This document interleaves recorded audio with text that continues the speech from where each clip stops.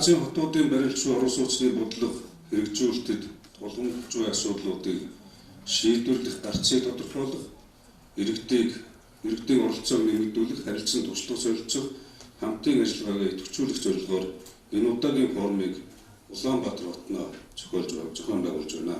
Улаанбаатар хотод Монгол Улсын хүн амын талаас илүү хувийн ажиллаж амьдарч дотоодын нийт бүтээгдэхүүний 65%-ийг бүрдүүлдэг.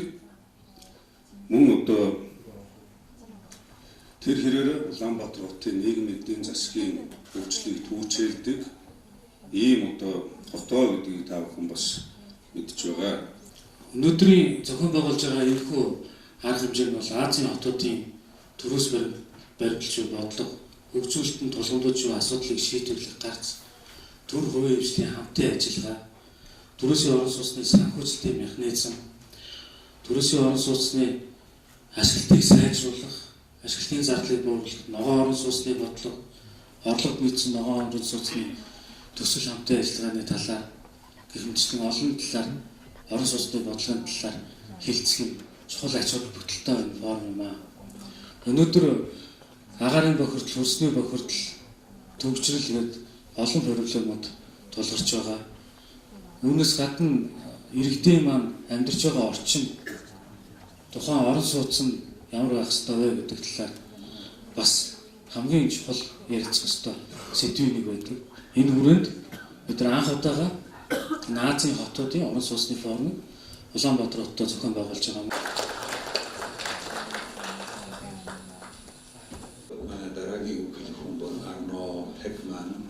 Олон орнуудын нийтийн орон сууцны барилга байгууламжийн төсөл хөтөлбөрийг хэрэгжүүлсэн туршлагаас нь бас судалж байгаа. Энэ форум 18 онд Тайвань хотод болсон. 19 онд манай хотод болж байгаа. Бид бас оролцохдоо энэ форумын Монгол зохион байгуулъя, дадлаг туршлагаа солилцоо, хамтарч одоо харилцан өргөжтэй хамтарч ажиллая гэдэг энэ зарчмаар одоо өрсөн.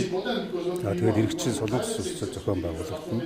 Тэгээ энэ орнууд яагаад энэ 7 орн энд одоо оролцож байна вэ гэхээр өөрөөр гэсэн онцлогтой хэдий ч яг орон сууцчлах бодлого нь бол бас эрэлт хэрэгцээтэйгээ уялдуулаад шийдвэрлэх хүндрэлтэй асуудал нэг болсон. Ихтэй амжилттай хэрэгжүүлж байгаа туршлагууд байна. Жишээ нь Франц улс бол одоо энд зочин оролцогчоор оролцож байгаа.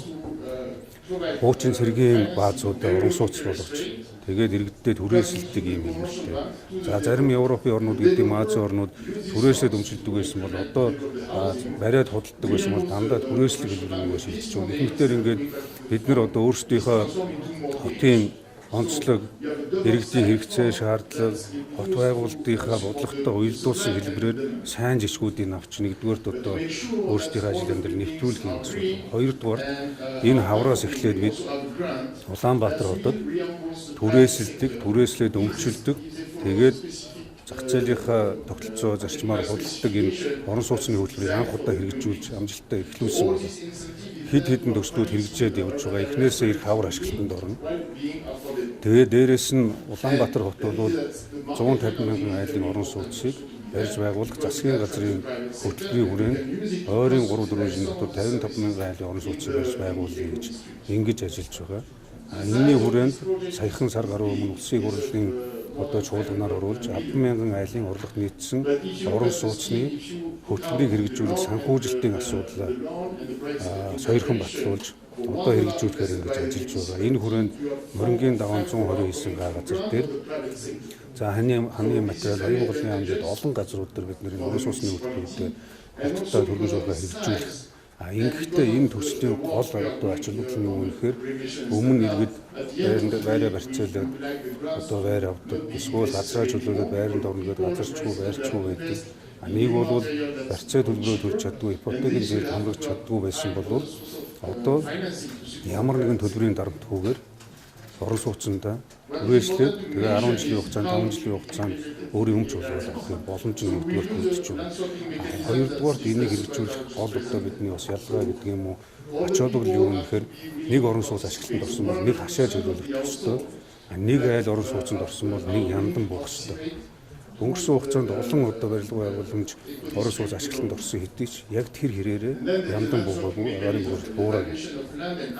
Гуравдугаарт бид нар энэ одоо төслийг хэрэгжүүлэхдээ нийслэл бодлого гаргана, хэрэгж өдрөмжөөр хангах хяналттай хатуу тавина.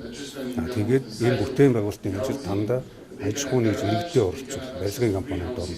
Гэхдээ чадвартай, туршлагатай, хүний нөөцтэй бас одоо олон жил үйл ажиллагаа явуулсан юм. Яагаад энэ ингэж юм гэхээр бид нэр барилгыг өнгөрсөн хугацаанд барьж ирсэн гэдэг ч гэсэн хин дуртай нь юу дуртайгаараа барихын тулд барьж ирсэн учраас ихэнх одоо айлын орон сууцны шаардлага наазах нь ороход одоо дээвэр туурган тусаар гоождаг, халаалт байдаггүй, цөөхөн ажилдаггүй, цаашлах юм бол машины зогсоол байдаггүй. Ингээд элдв янзын асуудал гарвал эргээд хандах эзэн байдаггүй учраас чанартай ийм одоо шаардлага хангасан ая тухтай орчинтой орон сууцыг хангах гэж байна. Скин барьж байгаа.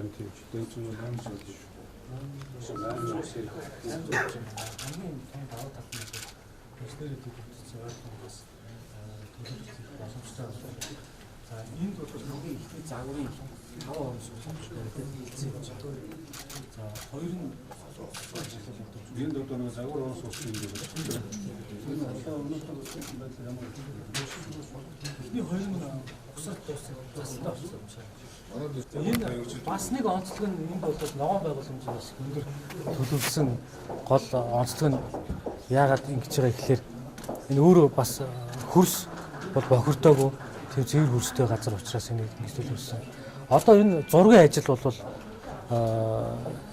энэ үйлдэл дуусгах ёстой 12 сард дуусгах ёстой. Бид нар эрхчил энийг сонгон шалгаруулах тендерийг зарлах харин ингээд төлөвлөсөн байж байгаа.